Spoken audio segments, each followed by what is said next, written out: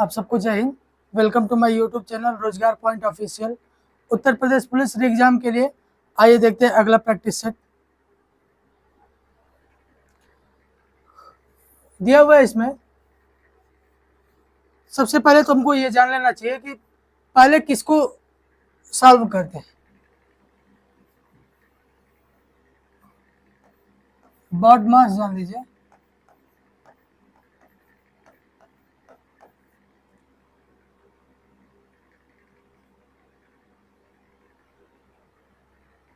पहले किसको, ब्रैकेट को,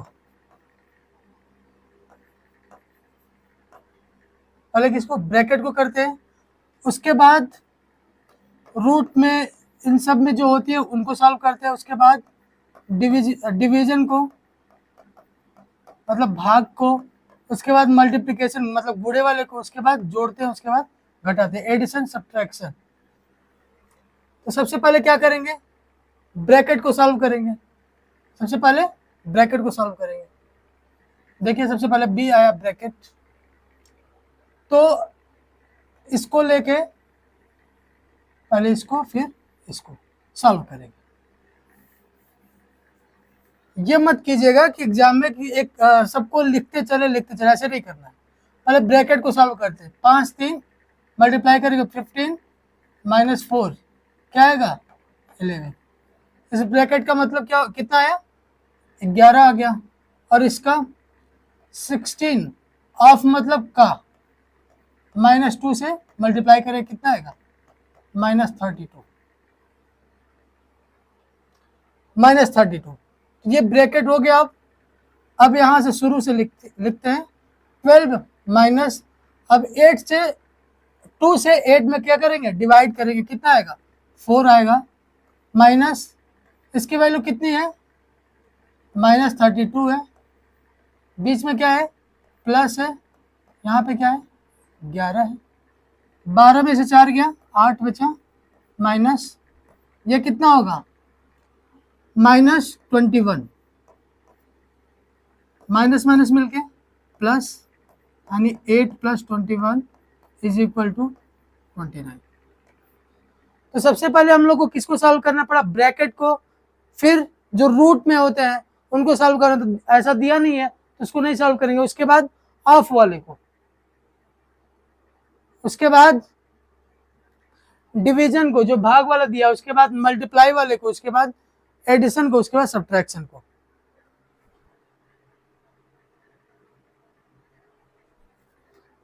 अगला क्वेश्चन देखते हैं।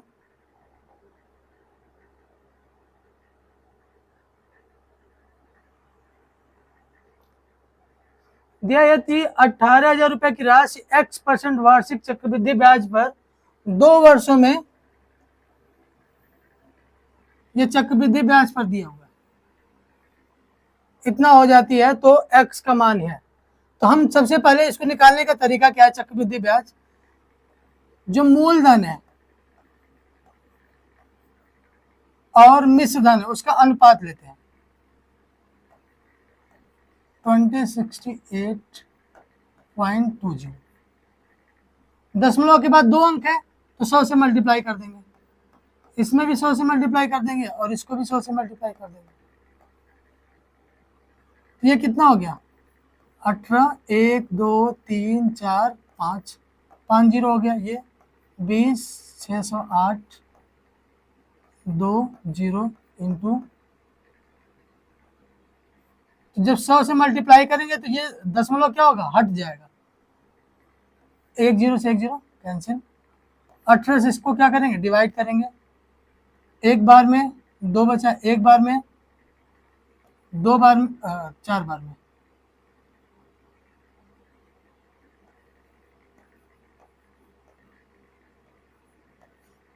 एक बार में गया, फिर कितना बचा 2 बचा, 18 किलोमीटर कितना बचा 8 बचा, 18 चौक 72, 8 बचा, 18 चौक 72 9 बचा, यानी यहाँ क्या बचा 10,000, यहाँ पे 11,400। 2 साल का है तो 2 नंबर का रूट दोनों तरफ लगा दो। ये किसका स्क्वायर है? 100 का स्क्वायर है। ये 107 का है। कितने का है? 107 का है। तो 100 से कितना हो गया? 107 हो गया। तो कितना परसेंट आया? कितना बढ़ा है? 100 से 107 हो गया तो 7 बढ़ा है। मूलधन कितना होगा पहले साल के लिए? 100 इंटू 100, 7%। जब आप समझ जाएंगे तो यहाँ पे आपको इसके बाद करने की जरूरत नहीं है। 100 से अगर 108 हो गया तो कितना परसेंट बढ़ा? 8%। तो वो आर की वैल्यू कितनी हो जाएगी? 8। 100 से यहाँ पे 90 अगर हो गया, 90 हो गया तो कितना परसेंट घटा? 10% घटा। तो 10% उसका क्या हो जाएगा?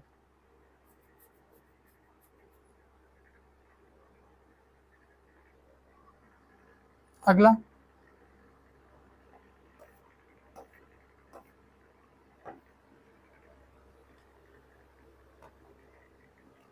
निम्न में से सबसे छोटी भिन्न कौन सी है? सबसे छोटी भिन्न ज्ञात करनी है। देखिए, सबसे छोटा बड़ा भिन्न ज्ञात करना है। हम लोग क्या करेंगे? किसी भी दो को ले लो, पहला दूसरा ले लिए, 11/16 और 7/12। फिर एक मल्टीप्लाई करते हैं हर को लेके, इससे मल्टीप्लाई करो, कितना आएगा?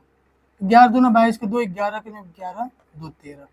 फिर इससे मल्टीप्लाई करते हैं, 16 सत्ते 112, 16 सत्ते 112। तो किधर का हमारा? इधर 132 आ रहा है, इधर 112 आ रहा है। तो ये वाला पोर्शन क्या हो जाएगा? छोटा हो गया। यानी 7/12 क्या हो गया? छोटा हो गया। अब फिर 7/12 का तीसरे से तुलना करेंगे, 12/15। इसका इसमें मल्टीप्लाई करेंगे, 15 सत्ते 105।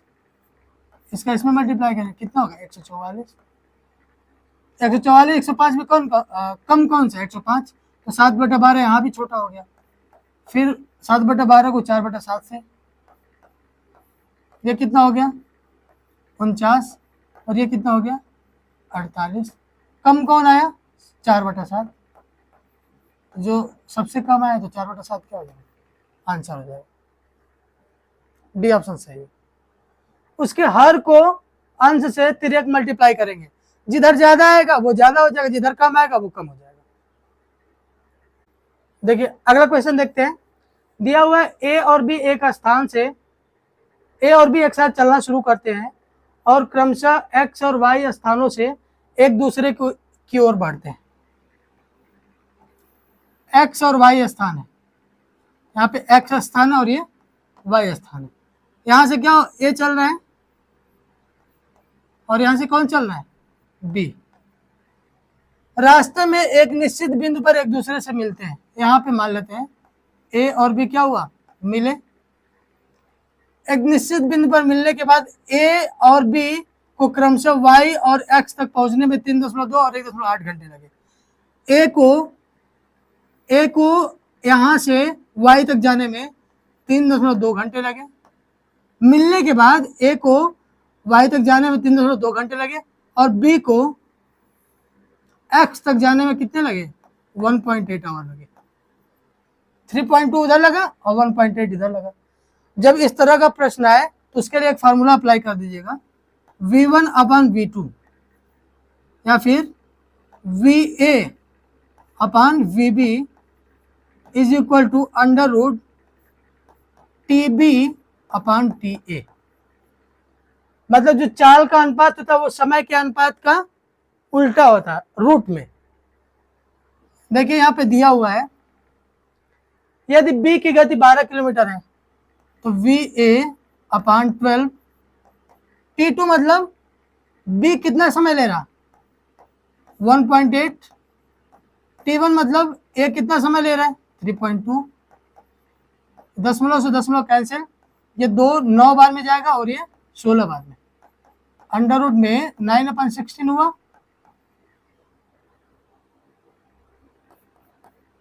VA/12 अंडर रूट में 9 की वैल्यू 3, अंडर रूट में 16 की वैल्यू 4। तो VA इज इक्वल टू क्या होगा? 3 into 12/4, 4×3=12। VA is equal to 9। यानी ए की गति क्या होगी 9 किलोमीटर प्रति घंटा। ये फार्मूला अप्लाई करना है, इस फार्मूले को याद रख लीजिएगा। अगला क्वेश्चन,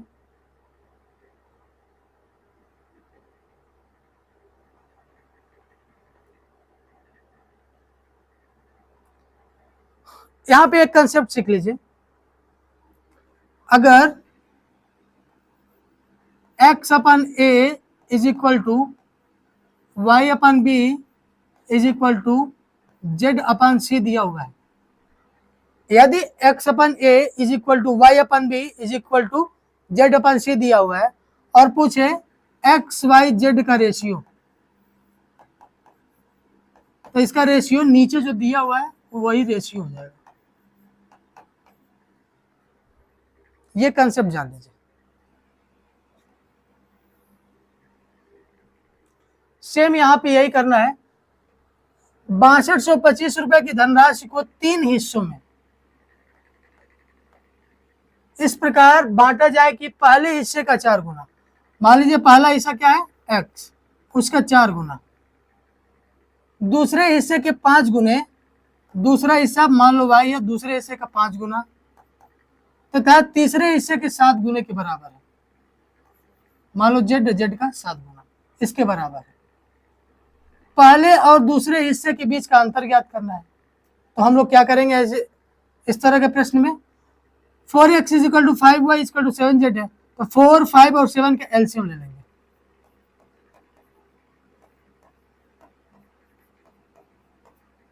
देखिए इस तरह के प्रश्न में हम आपको कंसेप्ट बता चुके हैं। जब इस तरह का प्रश्न आए हम लोग क्या करेंगे कि 4, 5 और 7 मतलब जो मल्टीप्लाई में होगा, गुणा में होगा, उसका क्या करेंगे एलसीएम निकालेंगे। इनका एलसीएम निकालेंगे तो 140 आएगा। कितना आएगा 140। 140 से इसमें भी डिवाइड कर दो, 140 से इसमें भी डिवाइड कर दो, 140 से इसमें भी डिवाइड कर दो। ये कितना बचा x अपान 35, ये कितना बचा y upon 28 is equal to z upon 20। यही तो हुआ। तो जब x और y और z का रेशियो क्या हो गया 35, 28 और 20, x y z का रेशियो क्या हो गया 35, 28 और 20। यहाँ पे क्या दिया हुआ है 6225 की धनराशि को 3 हिस्सों में इस प्रकार बांटा गया है। तो यहाँ पे हम लोग लिख सकते हैं क्या इस कंसेप्ट पे, देखिए x upon a is equal to y upon b is equal to z upon c। तो x और y और z का जो रेशियो होगा a b c, जो इसके नीचे आएगा वही रेशियो हो जाएगा। हम लोग भी लिख सकते हैं x y z का रेशियो क्या होगा 35, 28 और 20। 6225 रुपए यानी सबका मान, तीनों का मान कितना 6225, तो 5, 8, 13 का 3, 3, 2, 5, 2, 7, 1, 8, 83 का मान कितना हो गया 6225। अब क्या पूछ रहा है पहले और दूसरे के हिस्से के बीच का अंतर। पहले और दूसरे के बीच का अंतर कितना है 35 में से 28 घटाएंगे 7 आएगा। कितना आएगा 7 आएगा। और यहाँ पे 83 से ये 75 बार में कटेगा। कितने बार में 75 बार में। अब इसका मल्टीप्लाई कर लो 7, 25, 35, 7 से 49, 49, 3, 52, 525 इसका क्या होगा आंसर आएगा, ए ऑप्शन।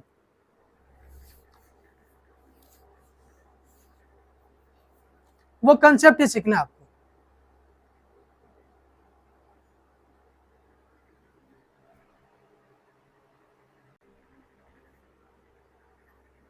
अगला क्वेश्चन देखते हैं।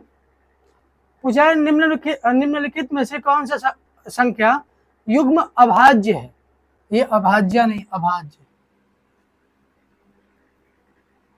अभाज्य है। अभाज्य कौन सी संख्या होती है ऐसी संख्या जो एक और स्वयं के अलावा किसी से न कटे। अभाज्य संख्या क्या होती है ऐसी संख्या जो एक और स्वयं के अलावा किसी से न कटे। देखिए 77 किससे कटेगा 7 से कटेगा और 11 से कटेगा। यह अभाज्य संख्या हुआ नहीं। 37 किसी से कटता है नहीं। 67 किसी से कटता है नहीं, कटता है। 47 किसी से नहीं करता, लेकिन 27 3 से और 9 से कटता है, ये भी नहीं होगा। 57 3 से और 19 से भी कटता है, ये भी नहीं होगा। 67 अभाज्य है लेकिन 57 नहीं है, इसी वजह से आंसर गलत होगा। इसमें क्या है, 77 भाज्य है लेकिन 97 क्या है, अभाज्य है। दोनों क्या होना चाहिए, अभाज्य होना चाहिए। तो दोनों अभाज्य कौन से ऑप्शन में है, बी ऑप्शन में, 37 और 67। अगला क्वेश्चन देखते हैं। 3/4, 7/8 और 13/14 का एलसीएम ज्ञात करना, एचसीएफ ज्ञात करना, सॉरी। अगला क्वेश्चन देखते हैं। 3/4, 7/8 और 13/14 का एचसीएफ ज्ञात करना। 3/4, 7/8 और 13/14 इनका क्या ज्ञात करना है, एचसीएफ। तो जब भी किसी भी भिन्न का अगर एचसीएफ ज्ञात करना है तो क्या होता है, अंश का एचसीएफ, अंश का एचसीएफ अपान हर का एलसीएम। अंश का एचसीएफ क्या होगा, 3, 7 और 13 का एचसीएफ, इसका एचसीएफ क्या होगा, और 4, 8 और 14 का क्या होगा, एलसीएम। इसका एचसीएफ क्या होगा, 1 होगा, और इसका जब एलसीएम निकालेंगे क्या होगा, 56 होगा। इसका आंसर क्या होगा, 1/56। जब भी एचसीएफ पूछे भिन्न का तो अंश का एचसीएफ अपान हर का एलसीएम। अगला क्वेश्चन।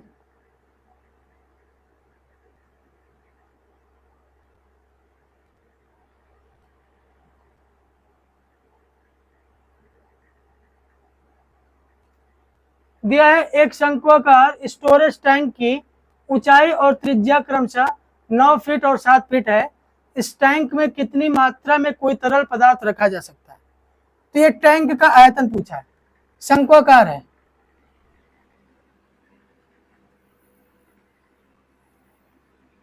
इस तरह का।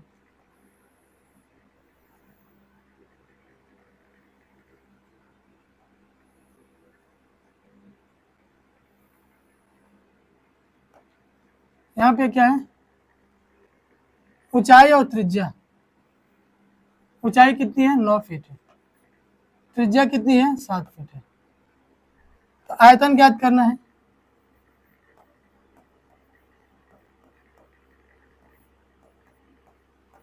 One by 3 pi r square h. 1/3 pi की वैल्यू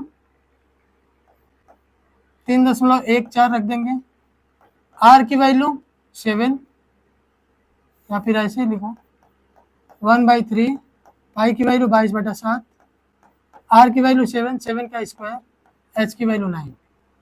एक 7 से एक 7 कैंसिल, 3 से 3 टाइम में कितना आएगा, 7 या 21, 21 दूना 42 का 2, 21 दूना 42, 42 4 46, 462, जो किसके लगभग है, 461.58। किसके लगभग है, 461.58। एक्चुअली 461.58 इसलिए आया है क्योंकि यहाँ पे पाई का मान 22/7 न रखकर कितना रख दिया, 3.14 रख दिया। इसी वजह से क्या है 461.58 आया। हम लोग क्या रख दिए, 22/7 रख दिए, तो उसी के लगभग आया, यही आंसर हो जाए।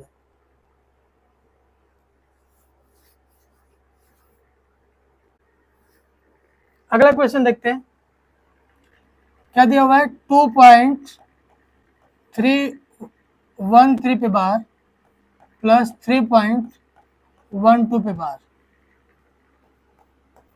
इसको लिखते कैसे हैं, जो 2 दशमलव के पहले 2 दिया हुआ है तो 2 लिख लेंगे, उसके बाद 2 सही, ये 13 दिया हुआ है, 13 कितने संख्या पे बार है, 2 संख्या पे बार है, 2 9 बता देंगे, बढ़ा देंगे, अपान 3 होल 12, 12 हो गया, कितनी संख्या पे बार है, 2 संख्या बार है, अब इसको लिखेंगे 198 प्लस 13 211/99 होगा, और ये क्या होगा 309/99। 99 से 99 कैंसिल, 211/309, यही आंसर होगा, ए ऑप्शन सही है। अगला क्वेश्चन देखते हैं। 73,500 की एक धनराशि को ए, बी, सी और डी में 7, 3, 7, 9 और 11 के अनुपात में विभाजित किया जाता है। ए और डी के हिस्सों का योग कितना है? देखिए 73,500 है, इसको 3, 7, 9, 11 के अनुपात में बांटा जाता है। तो 3, 7, 10, 9, 19, 11, 30, ये 30 का मान हो गया, 30 का मान 73,500 हो गया। ए और डी के हिस्सों का योग, ए और डी का हिस्सा ए 3 है और डी 11 है, 11 और 3 14 हो गया। 0 से 0 कैंसिल, 3 से ये कितनी बार में कटेगा, 3 दूना 6, 1 बचा, 3 चौक 12, 3 पच्चे 15। अब 14 से इसमें मल्टीप्लाई करेंगे, 0, 14 पच्चे 70, 7 बचा, 14 चौक 56, 56 7 63 का 3, 6 बचा, 14 दून 28, 28 6 34।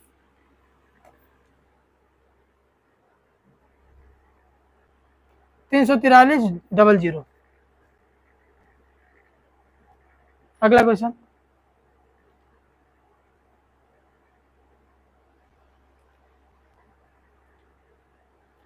दिया एफ तथा एम मिलकर एक कार्य को 8 दिन में कर सकते हैं। एफ अकेला उसी कार्य को 12 दिन में कर सकता है। एम उसी कार्य को अकेले कितने दिन में कर सकता है? यहाँ पे दिया हुआ है एफ और एम किसी कार्य को कितने दिन में कर सकते हैं? 8 दिन में। एफ अकेला कितने दिन में कर सकता है? 12 दिन में। इनका एलसीएम ले लेंगे, कितना हो गया? 24, ये 3 हो गया और ये 2 हो गया। 8 से 24 में भाग देंगे 3 आएगा, 12 से 24 में भाग देंगे 2 आएगा। ये क्या हो गया? 3 और 2, ये क्षमता हो गई। 24 क्या हो गया? कुल काम हो गया।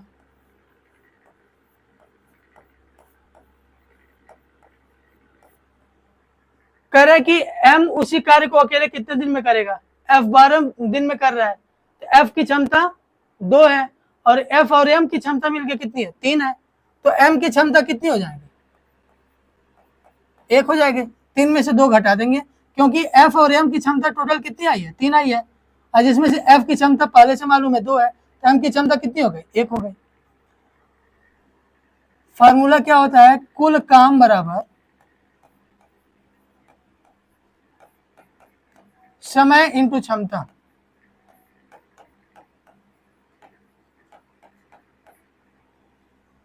तो हमको क्या ज्ञात करना है? एम उस कार्य को अकेले कितने दिन में कार्य कर सकता है, तो टी एम ज्ञात करना है।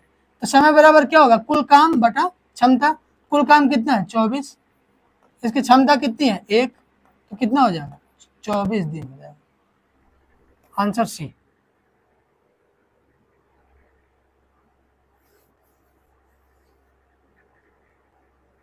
अगला क्वेश्चन देखते हैं।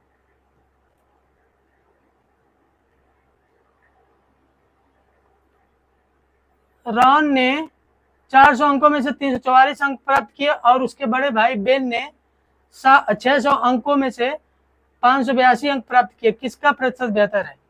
ये कितना पाया? 344 कितने में? 600 में।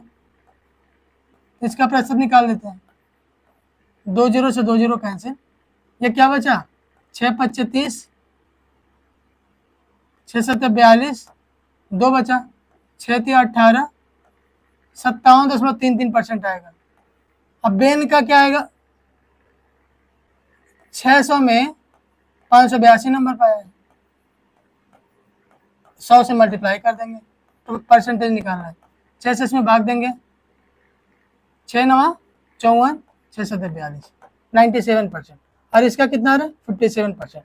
तो किसका प्रतिशत बेहतर है? बेन का, क्योंकि बेन कितना परसेंट पाया? 97%, और रॉन कितना परसेंट पाया? 57.33%। अगला क्वेश्चन देखते हैं। पी और क्यू मिलकर किसी काम को 30 दिनों में पूरा करते हैं।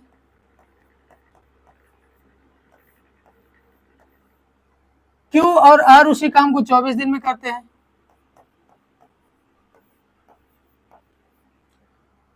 जबकि R और P 20 दिनों में पूरा करते हैं। उन्होंने एक साथ मिलकर काम करना शुरू किया, लेकिन 10 दिन बाद Q और R ने काम छोड़ दिया। P शेष काम को कितने दिन में करेगा? इनका एलसीएम ले लेंगे।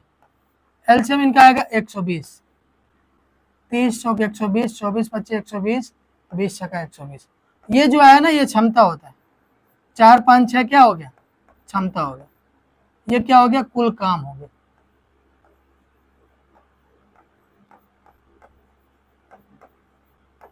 कुल काम हो गया। यहां पे देखिए पी क्यू, क्यू आर और आर पी। पी क्यू की क्षमता 4, क्यू आर की क्षमता 5, आर पी की क्षमता 6, यानी पी भी 2 बार आया है। अगर सबकी क्षमता जोड़ी जाए 4 5 9 6 15, ये 15 क्षमता किसकी है? 2p + 2q + 2r की क्षमता है। यानी कि जब इस रूप में दिया हो P Q, Q R, R P, तो पी और क्यू की अगर क्षमता ज्ञात करनी हो, पी और क्यू और आर की क्षमता ज्ञात करनी हो, तो इनकी क्षमता को जोड़ के आधा कर देते हैं। 4 5 9 6 15/2। क्षमता को जोड़ के क्या कर देते हैं? आधा कर देते हैं। तो पी क्यू और आर की क्षमता कितनी होगी? 15/2। अब क्या कर रहा है? उन्होंने एक साथ मिलकर काम करना शुरू किया, लेकिन 10 दिन बाद क्यू और आर ने काम छोड़ दिया। यानी कि 10 दिन तक पी क्यू और आर तीनों ने क्या किया? काम किया, और उसके बाद 10 दिन के बाद क्यू और आर ने काम छोड़ दिया। तो पी क्यू और आर का 10 दिन का काम निकाल लेते हैं। 10 दिन का काम कितना होगा? क्षमता इंटू समय। समय कितना लगा? 10 दिन। 2 5 10, तो 15 5 75। टोटल कितना काम है? 120 काम है, जिसमें से 75 काम कंप्लीट हो गया। कितने दिन में? 10 दिन में कंप्लीट हुआ। बचा कितना काम? 120 में से 75 घटाएंगे, कितना बचेगा? 45।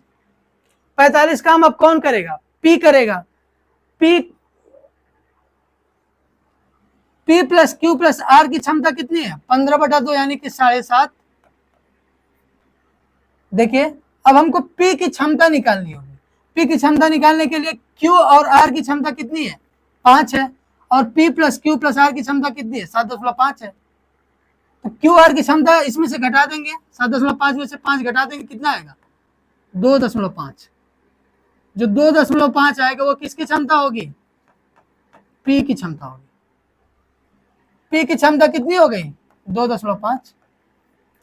पूछ रहा है शेष काम को कितने समय में पूरा कर देगा, तो टी की वैल्यू पूछा है।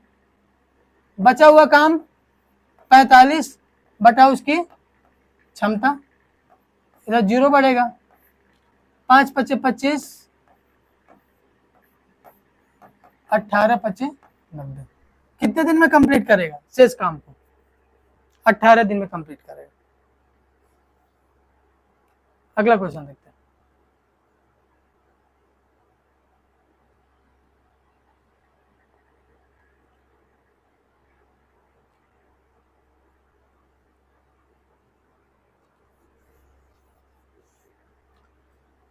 लवन्या ने एक इलेक्ट्रिक कुकर को उसके विक्रय मूल्य के 9/10वें भाग पर खरीदा। यानी कि जो खरीदा, क्रय मूल्य जो है 9/10 है। किसके? विक्रय मूल्य के। तो विक्रय मूल्य को इधर लेके आएंगे, तो क्रय मूल्य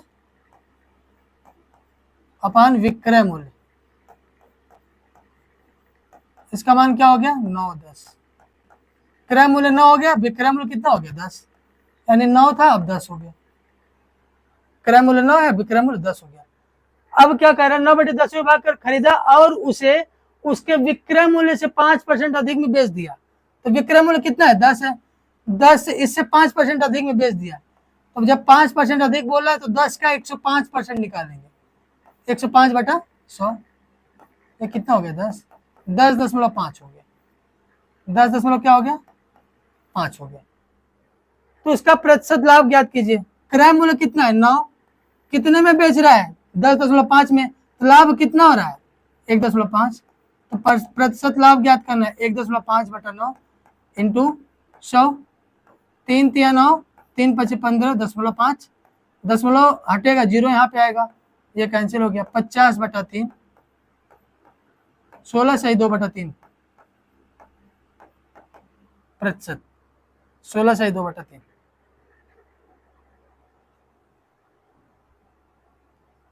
अगला क्वेश्चन,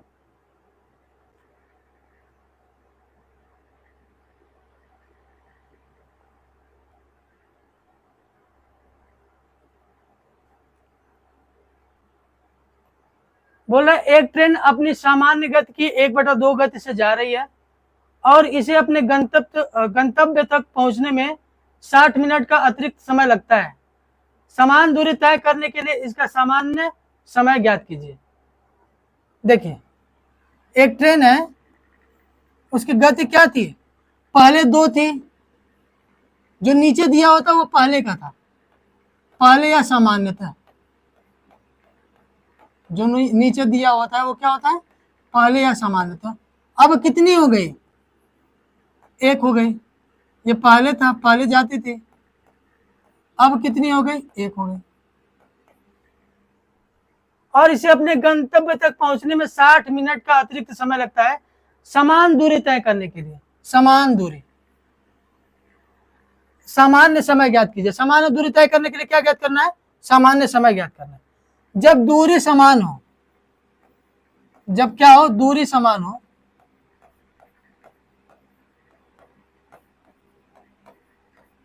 जब दूरी समान हो तो चाल और समय का अनुपात उल्टा होता है। मतलब चाल का के अनुपात का उल्टा समय का होता है। तो समय का अनुपात क्या होगा, 1:2। मतलब पहले समय 1 लगता था, अब समय कितना लग रहा है, 2 लग रहा है। तो कितने मिनट का अंतर लग रहा है, मतलब कितना मिनट ज्यादा लग रहा है, एक की वैल्यू कितना लग रहा है, 60 मिनट अतिरिक्त समय, 1 घंटा लग रहा है। अब क्या पूछ रहा है, सामान्य दूरी तय करने के लिए इसका सामान्य समय। पहले सामान्य दूरी कितना तय करता था, 2। सामान्य, तो पहले का चाल कितना था, सामान्य चाल 2।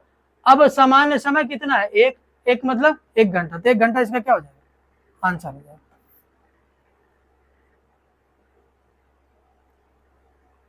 अगला क्वेश्चन,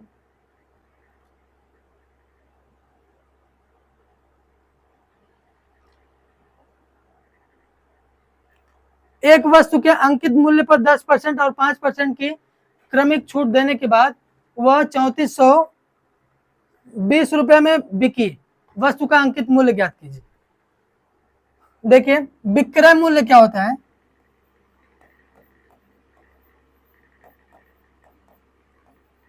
अंकित मूल्य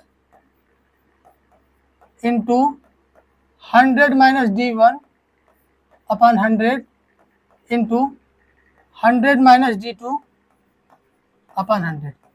अगर एक छूट की बात करेगा तो एक ही रहने देंगे, दूसरे को नहीं लिखेंगे। अगर 2 छूट की बात करेगा 2, 3 छूट की बात करेगा 3। तो विक्रय मूल्य कितना दिया हुआ है, 3420। अंकित मूल्य मान लेते हैं x है, तो 100 माइनस D1, 100 में से 10 घटाएंगे 90/100। 5% यहाँ पे है तो 100 में से 5 95/100।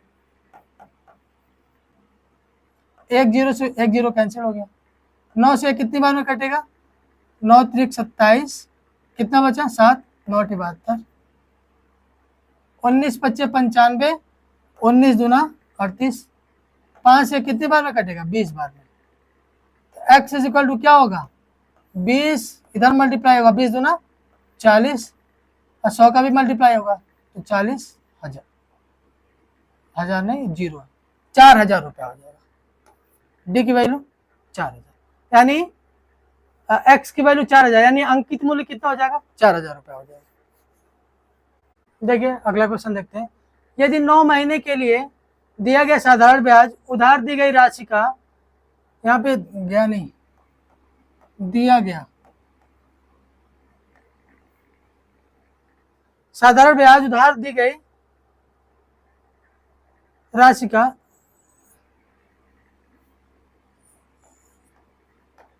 लिया गया साधारण ब्याज, उधार ली गई राशि का 0.12 गुना है तो प्रति वर्ष दर प्रतिशत क्या होगी? अगर मूलधन 100 मान लें तो लाभ कितना हो रहा है? लाभ नहीं, यहाँ पे साधारण ब्याज कितना हो रहा है?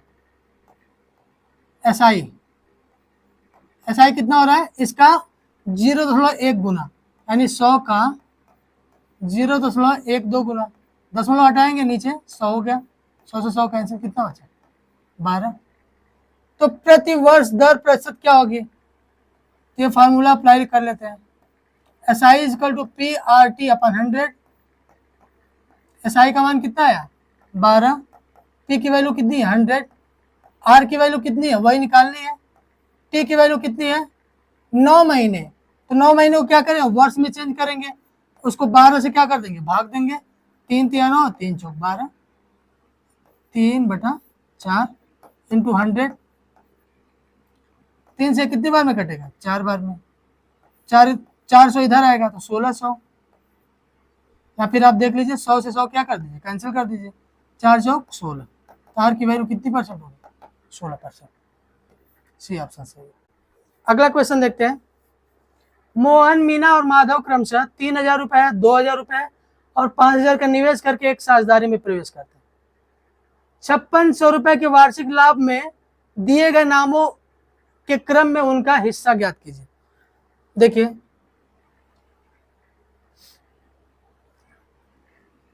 जो निवेश का अनुपात होता है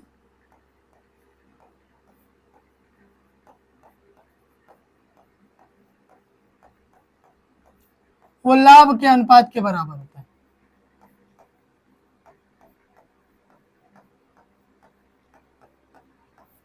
तो निवेश का अनुपात कैसे निकालेंगे? मोहन का, मीना का और माधव का